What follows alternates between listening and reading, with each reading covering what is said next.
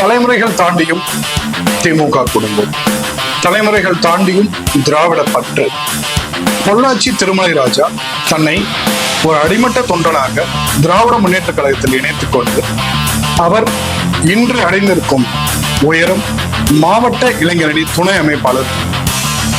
எதிர்வரும் பாராளுமன்ற தேர்தல் தங்களுக்கான வெற்றி வாய்ப்புகளை பற்றியும் திராவிட முன்னேற்ற கழகத்தின் தேர்தல் வாக்குறுதிகள் பற்றி நம்முடனே விவரமாக விவாதிக்கிறார்.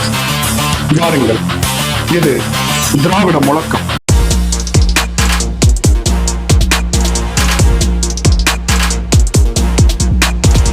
நியூஸ் 7 சமூக வலைதள தொலைக்காட்சி நேயர்களுக்கு வணக்கம். திராவிட முழக்கம் என்கின்ற நிகழ்ச்சியின் வாயிலாக உங்களை சந்திப்பதில் மற்றற்ற மகிழ்ச்சி அடைகிறேன். நாம் சந்திக்கக்கூடிய இந்த காலகட்டம் இந்தியாவில் நாடாளுமன்ற தேர்தலுக்கான காலகட்டத்திலே நாம் உங்களை சந்திக்கிறேன். இந்தியா என்பது பல மொழிகளை கொண்ட, பல்வேறு மாநிலங்களை, பல மதங்களை கொண்ட, பல மொழிகளை கொண்ட, பல இனங்களை கொண்ட ஒரு தேசமாக, உலகத்தில் மிகப்பெரிய ஜனநாயக நாடாக இருக்கக்கூடிய இந்த நாட்டிலே ஒரு மிகப்பெரிய ஜனநாயக திருவிழா நடைபெற இருக்கிறது. ஜனநாயக திருவிழா மட்டுமல்ல, ஜனநாயகத்தை மீட்டெடுக்கக்கூடிய மாபெரும் போராட்டமாக, சொல்ல போனால் இன்னொரு சுதந்திர போராட்டம் தான் இதை சொல்லணும். காரணம், பாரதிய ஜனதா உன்னுடைய அரசு நம்ம எல்லாம் அப்படி நசுக்கி வைத்திருந்தது. ஒரு பதட்டத்திலேயே வைத்திருந்தார்கள் 10 ஆண்டு காலம். அவர்களே ஒரு செய்தியை சொல்லிட்டாங்க, 10 ஆண்டு காலத்தில் இந்தியா வல்லரசு ஆகல, எங்களுக்கு மேலும் இந்தியாவை வல்லரசாக்க ஒரு வாய்ப்பு கொடுங்கன்னு சொல்லி இந்த தேர்தலை சந்திக்கிறார்கள். அப்ப அவர்களே ஒரு செய்தியை சொல்லிவிட்டார்கள், இந்தியாவை 10 ஆண்டு காலத்தில் அவர்களால் வல்லரசாக்க முடியவில்லை என்கின்ற செய்தியை அவர்களே வெளிப்படையாக ஒத்துக்கொண்டார்கள். அந்த செய்தியோடு இந்த தேர்தலை அணுகியிருக்கிறார்கள். எப்படி என்றால், 7 கட்டமாக தேர்தல் நடைபெற இருக்கிறது. தமிழகத்தில் முதற்கட்டத்திலே நடத்துகிறார்கள். பாரதிய ஜனதா இடி மற்றும் சிபிஐ, ஐடி, அதனோடு தேர்தல் ஆணையத்தையும் கூட்டணி சேர்த்து இந்த தேர்தலை சந்திக்கிறார்கள். திராவிட மாடல் ஆட்சி நடத்தி கொண்டிருக்கக்கூடிய நம்முடைய தமிழக முதல்வர் தளபதியார் அவர்கள் மக்களோடு, மக்களுக்கான அரசாக இந்த இந்தியாவின் அரசு அமைய வேண்டும் என்கின்ற அந்த நல்ல நோக்கத்தின் அடிப்படையில இந்தியா என்கின்ற மாபெரும் கூட்டணி இந்தியாவிலே ராகுல் காந்தியின் தலைமையிலும், தமிழகத்தில் தமிழக முதல்வர் மு.க. ஸ்டாலின் அவர்களுடைய தலைமையிலும் ஏற்படுத்தப்பட்டு இந்த மக்களுக்கான, இந்தியாவில் வாழக்கூடிய அடித்தட்டு மக்களின் நலனை கருதி, சாமானியர்களின் நலனை கருதி, நடுத்தர வர்க்கத்தினுடைய சுமைகளை உணர்ந்து ஒரு மிக அற்புதமான தேர்தல் அறிக்கை இன்று வெளியிட்டிருக்கிறார்கள். அந்த தேர்தல் அறிக்கை பல முக்கிய அம்சங்கள் இடம்பெற்றிருக்கிறது. அதனை பற்றி உங்களோடு ஒரு சில நிமிடங்கள் உரையாற்ற விரும்புகிறேன். அதில் முக்கியமாக நம் தாய்மார்கள் எல்லாம் அன்றாடம் பயன்படுத்தக்கூடிய கேஸ் சிலிண்டர் விலையை 500 ரூபாயாக குறைத்து தருவேன் என்கின்ற உறுதி அளித்திருக்கிறார்கள். இந்த தேர்தல் அறிக்கை நம்முடைய தூத்துக்குடி நாடாளுமன்ற உறுப்பினர் கனிமொழி அவர்கள் தலைமையில் ஒரு குழு ஏற்படுத்தப்பட்டது. அந்த குழு தமிழகம் எங்கும் சென்றது. அனைத்து சமூக மக்களிடத்திலும் சென்று, அனைத்து வியாபாரிகளிடத்திலும், பொதுமக்களிடத்திலும், மாணவர்களிடத்திலும் என்று பல்வேறு வகையான மக்களை சந்தித்து அவருடைய கருத்துக்களை கேட்டு தயாரிக்கப்பட்ட அறிக்கை தான் இந்த தேர்தல் அறிக்கை. இந்த தேர்தல் அறிக்கை எத்தனையோ முக்கியமான அம்சங்கள் இருக்கிறது. அதில் ஒரு சிலவற்றை உங்களிடத்திலே நான் பகிர்ந்து கொள்ள விரும்புகிறேன். அப்படி நாம் தாய்மார்கள் பயன்படுத்துகின்ற அந்த சிலிண்டர் விலையை 500 ரூபாயை குறைத்திருக்கிறார்கள். 2014ஆம் ஆண்டு காங்கிரஸ் அரசு இருந்தபோது 415 ரூபாய் சிலிண்டர் விலை இருந்தது. அதனை இந்த அரசு வந்தது இல்லைங்களா, வந்ததுக்கு அப்புறம் என்ன சொன்னாங்க, சிலிண்டர் விலை 1000 ரூபாய்னு பிக்ஸ் பண்ணாங்க. 1000 ரூபாய்னு பிக்ஸ் பண்றீங்களா, எப்படி இதை மக்கள் சுமையை தாங்குவாங்கன்னு கேட்டதுக்கு 500 ரூபாய் பேங்க் அக்கௌண்ட் ஓபன் பண்ணி பேங்க் அக்கௌண்ட்ல போடுறேன்னாங்க. அப்படி 500 ரூபாய் பேங்க் அக்கௌண்ட்ல போடுறேன்னு சொன்னது ஒரு நாடகம், ஒரு சில காலகட்டத்துக்கான நாடகம். மக்களை ஏமாத்தி இன்று 1132 ரூபாய் வரைக்கும் அந்த சிலிண்டர் விலையை உயர்த்தி மானியம் பல்ல, எதுவும் பல்ல. மோடி பேங்க் அக்கவுண்ட்ல ஓபன் பண்ணி அந்த மானியத்தை என்ன பண்ணாருன்னு தெரியல, அந்த மானியத்தை மக்களுக்கு கொடுக்கல.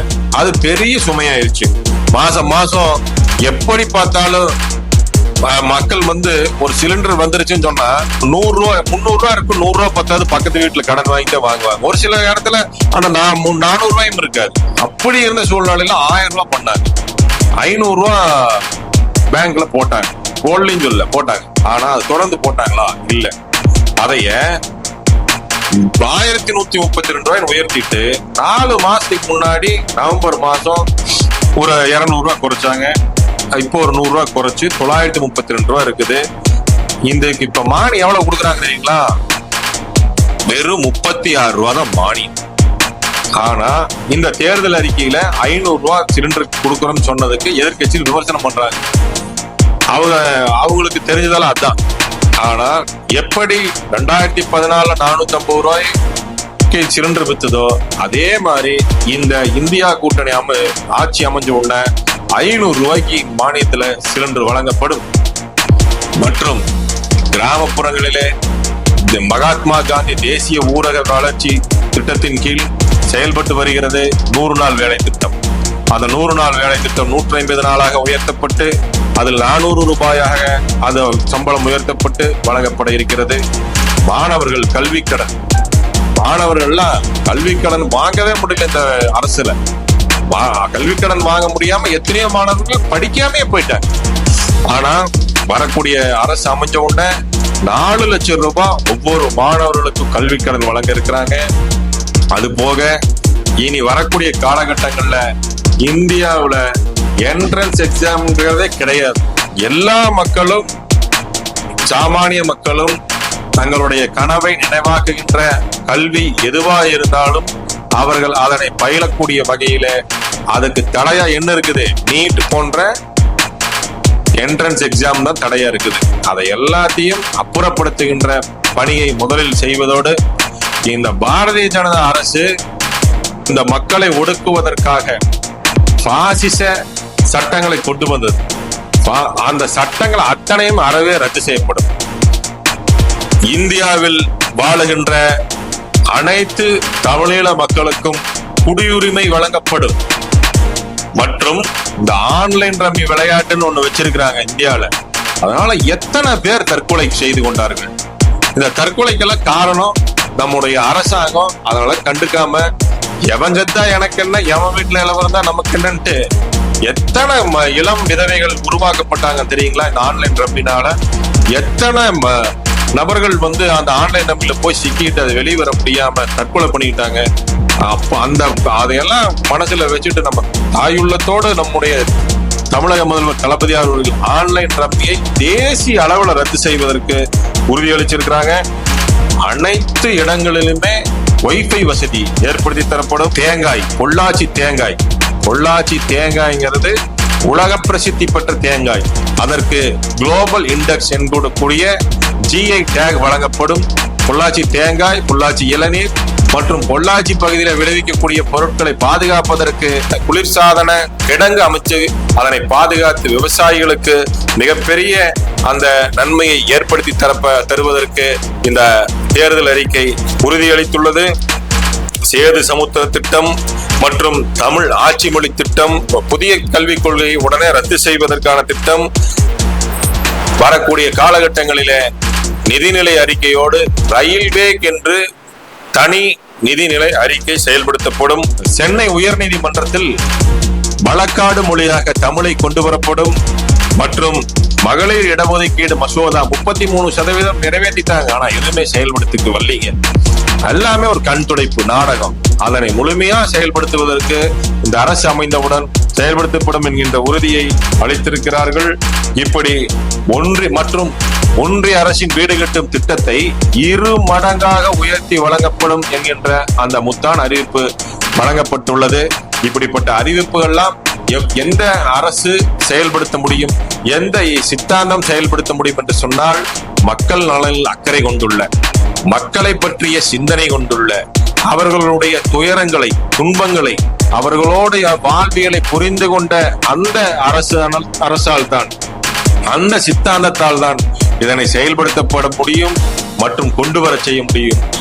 எனவே இந்த தேர்தலின் வாயிலாக ஜனநாயகத்தை மீட்டெடுத்து திராவிட முன்னேற்ற கழக தலைமையிலான இந்தியா கூட்டணி தமிழகத்தில் 40க்கு 40 வென்று இந்த இந்தியாவினுடைய மாற்றத்திற்கு முன்னேற்றத்திற்கு உலக அரங்கில் இந்தியாவிற்கு என்கின்ற அந்த பெருமையை நிலைநாட்டுவதற்கு பாசிசம் என்பது அறவே இல்லை.